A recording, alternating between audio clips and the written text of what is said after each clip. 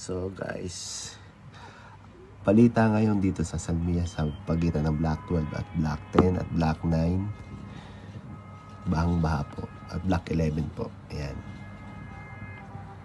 Mabaha na po sa Kuwait. Hindi na pwede padaanan dito kasi malalim, oh. Yan, oh, may pulis. Hindi na pwede padaanan, oh. Yan, oh.